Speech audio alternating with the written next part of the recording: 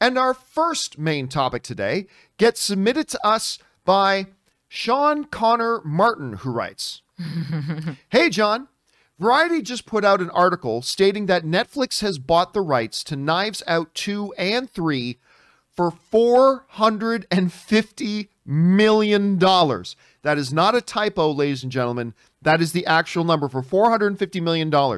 Not much is yet known about their plots, but Johnson has said, much like the Detective Poirot, who I'm sure I always mispronounce his name, series on which Murder on the Orient Express and Death on the Nile are based on, they will follow Craig's Detective Blanc as he solves new cases.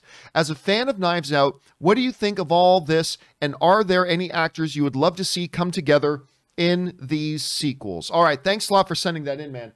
And yeah, listen, Knives Out was one of my favorite movie watching experiences the last couple of years. Like when I heard, I don't think of Rian Johnson when I think of doing Agatha Christie kind of like murder mysteries. I just don't. But when I heard that he's like always been in love with those mysteries and he really wanted to do an ode to Agatha Christie kind of movie, and I heard Daniel Craig was playing Blanc, then you saw this, including the late great good Canadian kid Christopher Plummer, this insane cast from top to bottom, ridiculous talent. And then you think, okay, are they going to be able to pull this off and execute it? And they did. Rian Johnson got an Academy Award nomination for the screenplay. Tremendous success, and it did very well. Well, we knew a while ago that Rian Johnson said that they were going to be doing more, and now we have more details. This comes to us from the folks over at Variety, who write, Netflix is plunking down an astonishing $450 million for the rights to Knives Out 2 and Knives Out 3. The next two follow-ups to the 2019 murder mystery, sources tell Variety. The films will reunite director Rian Johnson and star Daniel Craig, who teamed up so memorably on their first detective story. The first Knives Out was produced by Media Rights Capital. It was then distributed by Lionsgate, going on to earn $311.4 million on just a $40 million budget. Not a bad return on investment. Johnson was nominated for an Oscar for Best Original Screenplay. All right, couple things to put this in perspective. That $450 million for the rights to those movies, that is not production money. That's not Netflix paying to make the movies. That is Netflix simply acquiring the rights to the movies, and they paid $400. Because I was talking to a friend of mine that you might think at first, oh yeah, the $450 million, so they'll use about $230 million to make each film. No. Netflix, no, they're just paying $450 million to have the rights to put their completed Knives Out 2 and 3 on Netflix. That's how significant of a thing this is. So if you are the production, if you're Rian Johnson and you're the production company behind this, you're like, oh my God, we just hit our box office results, after theater cuts and everything, without having to market this movie. Before we've even started shooting this movie, we've made incredible profit on this movie. It is an insane number. It is a glorious number, and I'm super happy for all of them involved in it. It is also a sign of the times, in the sense that the streaming wars are heating up. And we have talked before that the key to the streaming wars is going to ultimately be exclusive premium content. That's going to be the key to everything. It's all going to be about exclusive premium content when it's all said and done. And Netflix, understanding now that Disney Plus, despite their 10-year head start, Disney Plus is nipping at their heels already. HBO Max, once they really get their marketing game together, they produced, I still believe, the finest quality content. HBO, when you look at the history of HBO, they just create the finest quality content. So they're going to be catching up to them. Apple TV is not playing around. They dropped 200. It was huge news when they dropped $200 million on the Marty Scorsese movie, which again, my accountant's wife got a lead role in it. So congratulations, Josh, and to your wife. Like all that kind of stuff. The game is getting very serious. I'm going to tell you what, Aaron, these numbers for a movie, and remember, Knives Out is not a $1 billion franchise. Right. That's what's so shocking about it. It's an Oscar caliber franchise. but not $1 billion franchise. Made But it's 300 not million. even a franchise yet. Yet, It is correct. a movie. It is a one-off movie. And as we've seen many, many times, there have been incredible films that people have high hopes to be a franchise.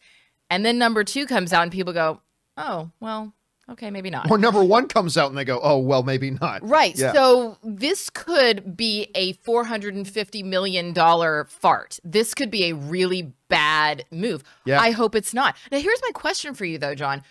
Where does that $450 million go? Like, who did Netflix acquire the rights from?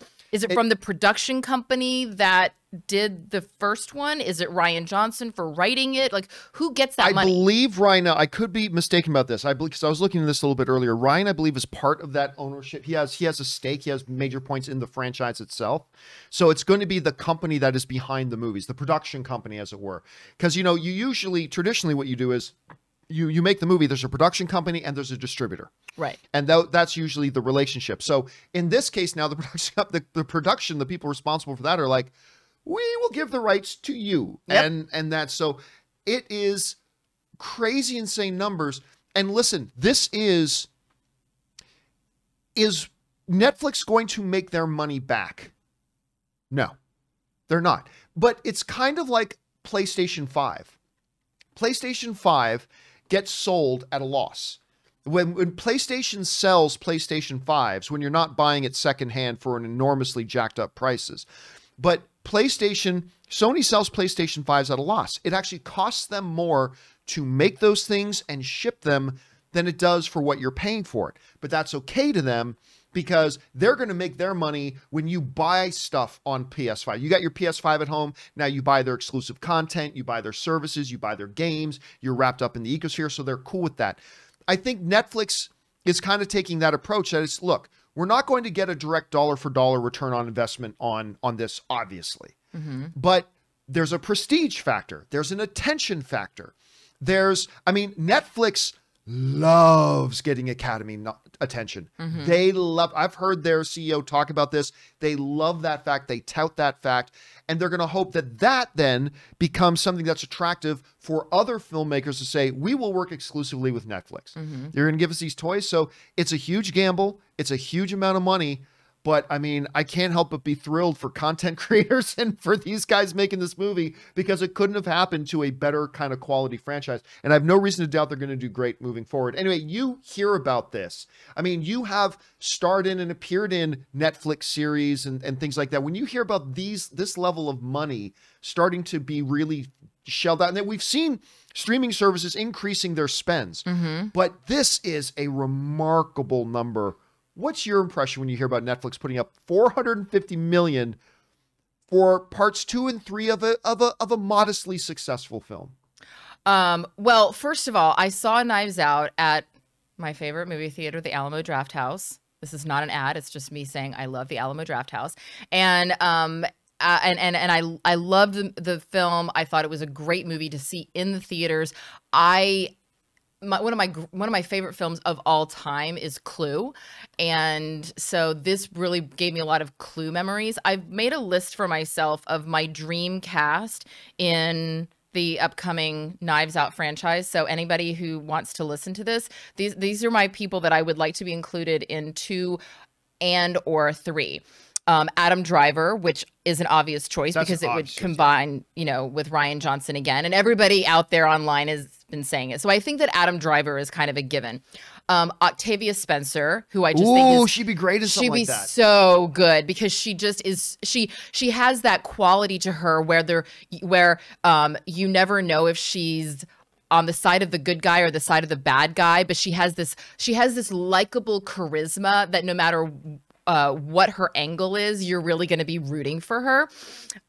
Lucy Liu, who, by the way, may seem like a strange choice, but for all of my Gen Xers out there, if you remember her in Ally McBeal, she was so delicious in her delivery of that, just that punctuated kind of dialogue that Rian Johnson, it was so beautifully done in Knives Out, and she's great at that. Ian McKellen, who I think would be phenomenal. John Goodman, Donald Glover, as well as Danny Glover, Henry Golding, who you know I'm obsessed with, Javier Bardem, who would be a great sort of misleading bad guy because he always seems like he's the bad guy, but then he probably wouldn't be the bad guy. Jane Fonda, John Hamm, and Don Cheadle. That's my dream list. That's a great sounding list, actually. So yeah, so like it's not just good names. Like those sound like names that would fit in really well into this Knives Out right. I world. was trying to think of like who are people like Don Cheadle.